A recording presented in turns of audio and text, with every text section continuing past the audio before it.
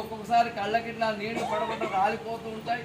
ఆనందం ఇట్లా మనం ఎక్కడికి పోతున్నామో, ఏం మాట్లాడుతున్నామో, ఎగురుతున్నామా, డ్యాన్స్ చేస్తున్నామా, చప్పట్లు కొడుతున్నామా, ఏం పాట పాడుతున్నామా మనకు అర్థంగా అవు అది ఆనందం. అది తీయండి, అది అటువంటిది తీయటువంటిది అని ఆ రకంగా అధిక మాసంకు చెప్పాడు.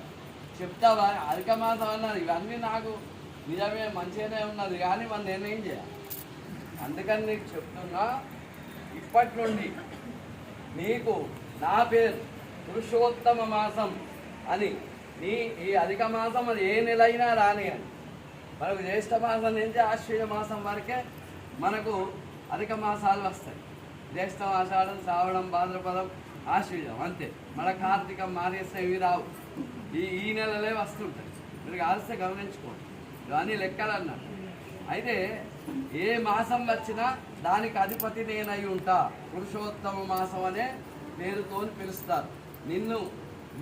ఈ మాసంలో ఏం చేసినా, చిన్నగా చేసినా, పెద్దగా చేసినా, దానం చేసినా, ఫలం చేసినా, జపం చేసినా, పూజలు చేసినా, ఏం చేసినా కానీ అమితమైనటువంటి అధిక ఫలం వస్తుంది. అధికస్య అధికం ఫలం. ఈ అధిక మాసంలో మనం ఏదైతే చేస్తూ ఉంటామో దాన్ని అధికమనేటువంటిది అయింది. అందుకనే మనకు అధిక మాసం రాగానే మనం పురాణాలు చెప్పిస్తూ ఉంటాం. ఒకసారి పురాణం చెప్పిస్తే ఎన్నోసార్లు చెప్పించినట్టయితే అది మహాభాగవతం చెప్పిస్తే. అందుకని ఒక సంవత్సరం 12 సంవత్సరాల క్రితం వైశాఖమో మరి ఏదో వచ్చింది, వైశాఖం వచ్చినట్టుంది ఆ సంవత్సరం. అప్పుడు మేము కాశీకి నైమిషారణ్యం పోయినాం. నైమిషారణ్యంలో మహాభాగవత సప్తాహం చేసి దశమస్కంద హోమం చేసినాం. అంటే 10వ స్కందం హోమం అంటే ఎంత గొప్పది అంటే మనం భాగవతాన్ని ఈ సమయంలో తలుచుకోవాలి.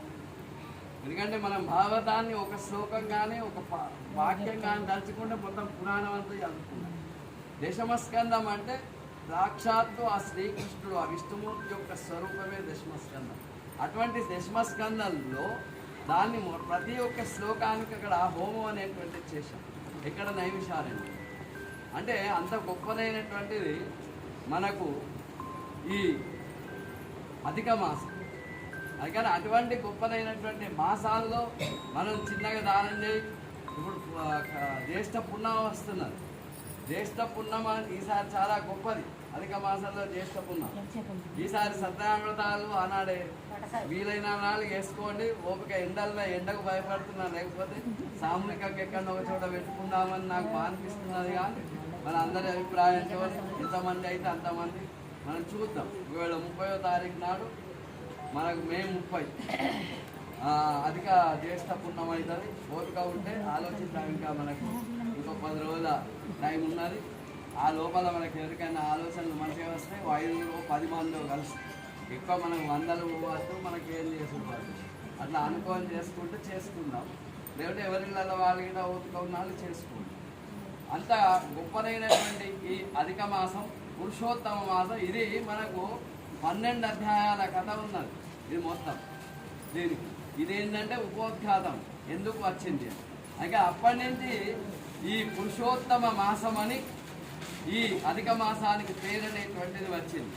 పూర్వము ఒక చిన్నదే. మనకు పూర్వము ద్రౌపది పాండవుల కథ మీకు తెలుసు. ద్రౌపది పూర్వజన్మాల్లో అంటే ద్రౌపది కంటే ముందు, ద్రౌపది జన్మ ఎత్తక ముందున్నటువంటి జన్మాల్లో ఆమె ఒక ఋషి కూతురు. ఆమెకు పెళ్లి కాకపోతే అప్పుడు దూర్వాస మహాముని ఆ ఋషి కూడా, ఆ ముని ఆమెకు పెళ్లి చేయలేక వయస్సు భారమై ఆయన చనిపోతే ఒక్కతే బాలిక మిగులుతుంది ఈ ద్రౌపది పూర్వజన్మ. మిగిలితే ఆయన చెప్పాడు, దూర్వాస మహాముని వచ్చాడు, వచ్చేది అధిక మాసం వస్తుంది. ఈ అధిక మాసంలో నువ్వు దానం ధర్మం చేసి నీ నియమనిష్టగా ఉండు. నీకు ఈ జన్మలో ఒకవేళ పెళ్లి కాకపోయినా వచ్చే జన్మలోనన్నా నువ్వు పెళ్ళి అవుతుంది అని చెప్తే, వైశాఖ మాసం కాదు, అది కార్తీక మాసం కాదు, మాఘమాసం కాదు, ఆ అధిక మాసం మన మాసంలో నేను చేస్తానో దాని గురించి మీరు చెప్పకుండా ఋషి ముందు మునివారి అన్నట్టు. అప్పుడు ఆమెకు నీకు కోపం వస్తున్న దూర్వాసుని కానీ అనుచుకొని ఇలా ఒంటరిదై ఉన్నది, తండ్రి కూడా లేదు అని చెప్పి అప్పుడు చెప్తాడు, నువ్వు ఈ మాట అన్నందుకే నీకు పాపం అవుతుంది, ఈ జన్మలో నీకు పెళ్లి కాదు. అందుకని శివుడి గురించి నువ్వు తపస్సు చేసి నాకు భర్త కావాలి అనే తపస్సు చేస్తే శివుడు ప్రత్యక్షమై నీకు నీకు అప్పుడు వివాహ యోగం అనేటువంటిది కలిగింపజేస్తాడు అంటే అప్పుడు ఆమె బుద్ధి తెచ్చుకొని ఆ రకంగా శివుడి గురించి తపస్సు చేస్తే నీకు ఏం కావాలి అని అంటే భర్త భర్త భర్త అని ఎంత 5 సార్లు అంటారు. అది కానీ తథాస్తు అని అప్పుడు చెప్పడం జరుగుతుంది. దాని ప్రకారమే ఆమె మళ్ళా జన్మలో ద్రౌపది పుట్టి పంచభర్తుకాయి. అంటే అధిక మాసాన్ని ఇదేం నెల అని మనం వాటి నోటి నుంచి కూడా దాన్ని ఈసరించుకోవద్దు, హేళన చేయకూడదు. ఎందుకంటే దానికి అధిపతి అనేటువంటిది సాక్షాత్ ఆ మహావిష్ణువు శ్రీహరి ఉన్నాడు కనుక, ఆయన శ్రీహరి స్వరూపమే కనుక మనం ఆ శ్రీహరిని మనం తలుచుకున్నట్టే అవుతుంది.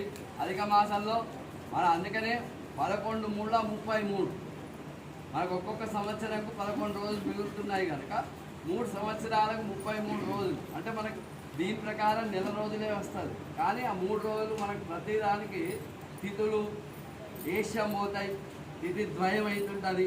ఒక్కొక్కరాని తిథి 2 వస్తుంది, అవమతిథి వస్తుంది అన్నాడు. సూర్యోదానికి తిథి ఉండదు. ఇవన్నీ లెక్కలు కలుపుకుంటే మనకి ఎక్కువ తక్కువలు అవుతుంటాయి ప్రతి నెల.